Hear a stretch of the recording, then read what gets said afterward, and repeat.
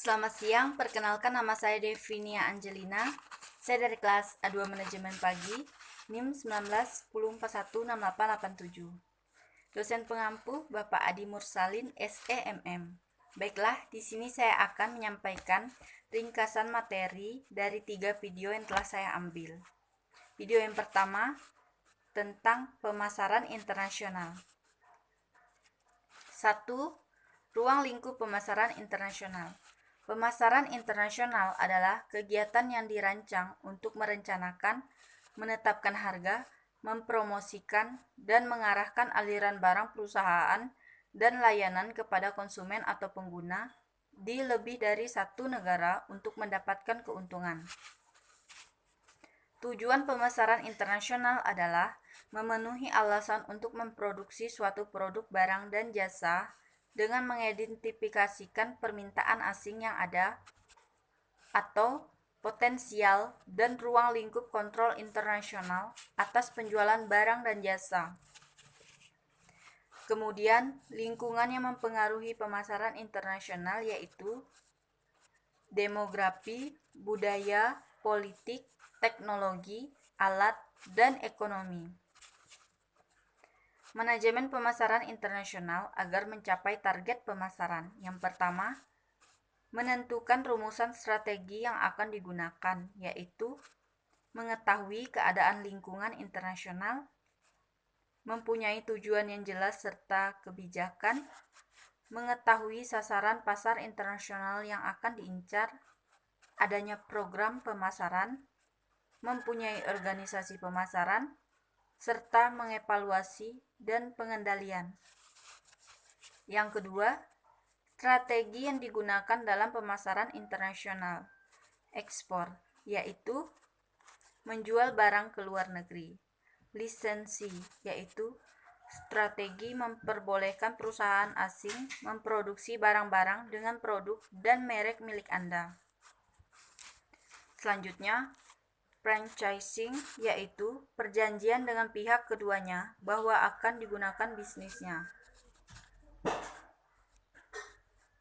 Contract manufacture, yaitu perusahaan Anda bersedia memproduksikan barang bagi perusahaan lain, produksi yang sesuai dengan spesifikasi perusahaan yang akan membeli produk Anda yang akan mereka pasarkan sendiri.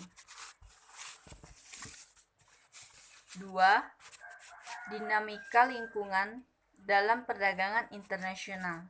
Yang pertama, lingkungan perdagangan internasional yang dinamis. Yang kedua, perspektif global. Yang ketiga, rintangan perdagangan internasional. Beberapa negara tertentu menerapkan kebijakan dalam negaranya untuk melindungi industri dalam negeri dari produk perusahaan asing, seperti menerapkan pajak yang tinggi, risiko fiskal, dan lain-lain. Negara menerapkan kebijakan tersebut antara lain Jepang dan Prancis. 3. Budaya, gaya manajemen, dan sistem bisnis, dinamika kultur budaya dalam pemasaran. Budaya adalah kumpulan nilai-nilai, ritual, simbol, kepercayaan, dan proses berpikir yang dipelajari, dimiliki bersama oleh sekelompok orang, dan diturunkan dari generasi ke generasi. Budaya yang mencakup semua elemennya sangat mempengaruhi gaya manajemen dan seluruh sistem bisnisnya. Perilaku perusahaan internasional tidak hanya perlu menghargai perbedaan kultural yang berhubungan dengan bisnis mereka. Mereka juga harus memahami asal-usul perbedaan tersebut. Di setiap negara berbeda tentunya memiliki budaya yang berbeda pula. Oleh karena itu, pelaku bisnis internasional perlu menyadari dan menyesuaikan diri dengan budaya-budaya lain jika ingin memasarkan suatu produk di negara lain yang memiliki budaya berbeda. Selanjutnya, video yang kedua Pemasaran internasional tentang implikasi pemasaran global. Globalisasi ekonomi erat kaitannya dengan perdagangan bebas yang berusaha menghilangkan hambatan-hambatan perdagangan internasional. Jadi, tujuan dari globalisasi ekonomi sendiri adalah memperlancar perdagangan internasional dan perdagangan global. Yang pertama, bentuk nyata globalisasi ekonomi. Yang nomor 1, perkembangan teknologi. Yang kedua, ketergantungan pasar dan produksi. Yang ketiga, adanya interaksi kultural. Yang keempat, adanya masalah bersama. 2. Implikasi. Menurut teori perdagangan internasional, perdagangan antar negara yang tanpa hambatan berpeluang memberi manfaat bagi masing-masing negara melalui spesialisasi produk komodasi yang diunggulkan oleh masing-masing negara itu. Adapun dampak positif, yang pertama, mendorong pertumbuhan ekonomi pada negara berkembang. Yang kedua, mendorong pertumbuhan ekonomi dunia secara keseluruhan melalui perubahan dan lokasi industri yang efisien. Yang ketiga, menurunkan angka tingkat kemiskinan di dunia. Hal ini dikarenakan dengan adanya peluang naiknya pendapatan suatu negara dari perdagangan nasional dengan skala internasional. Yang keempat, dengan adanya globalisasi, harapannya semua negara lebih efisien untuk bersaing di pasar dunia. Kemudian dampak negatifnya, yang pertama, meningkatkan ketimpangan pendapatan di sebuah negara karena biasanya yang terdampak langsung oleh adanya globalisasi adalah lingkungan perkotaan. Yang kedua, terjadinya ketimpangan pendapatan per kapita antara negara maju dan negara berkembang. Yang ketiga, tingkat keamanan pekerjaan menjadi berkurang sebagai akibat dari ruang lingkup pasar yang sangat besar sehingga sulit untuk memastikan keamanan ketika melakukan pekerjaan atau transaksi. Yang keempat, meningkatkan sensitivitas dan instabilitas ekonomi terhadap berbagai fenomena. 3. Dampak dari globalisasi ekonomi terhadap perekonomian suatu negara bisa positif atau negatif, tergantung pada kesiapan negara tersebut dalam menghadapi peluang-peluang dan tantangan yang muncul dari proses tersebut. Secara umum, ada 4 wilayah yang pasti akan terpengaruh, yakni yang pertama, ekspor.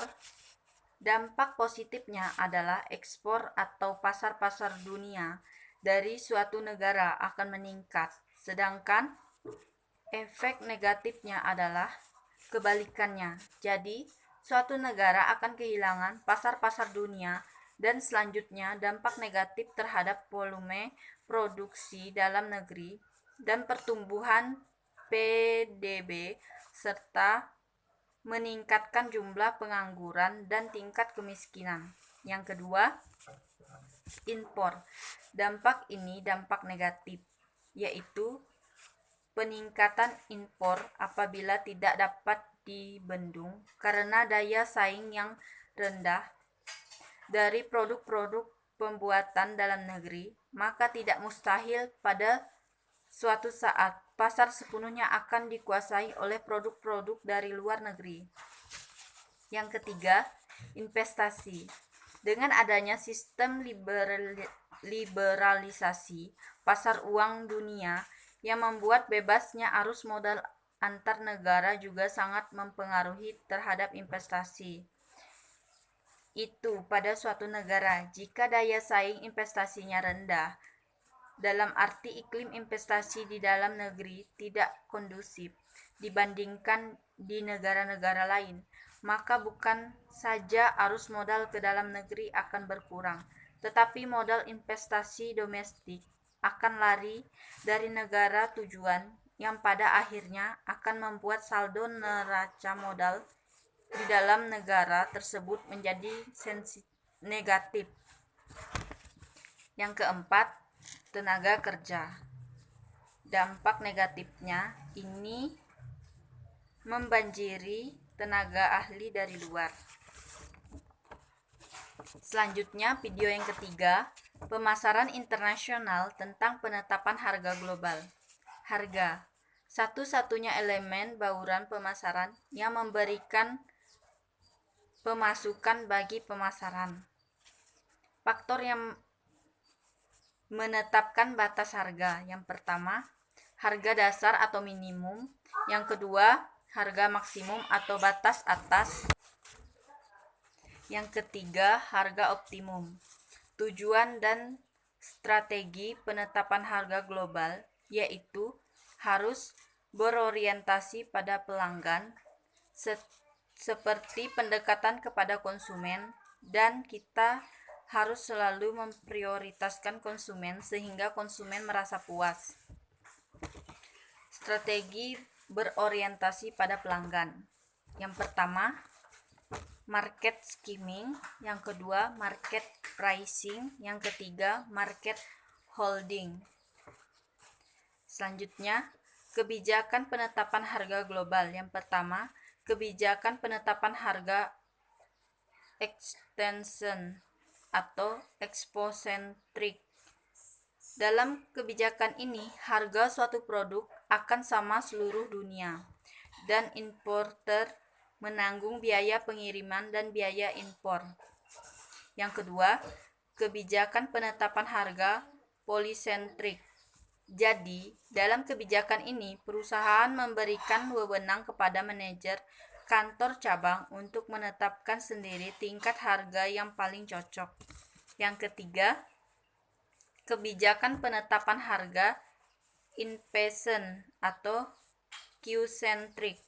Jadi, dalam pendekatan ini, perusahaan tidak menetapkan suatu harga untuk melakukan di seluruh dunia, dan juga tidak menyerahkan keputusan penetapan harga kepada cabang perusahaan, namun justru mengambil posisi di antara keduanya.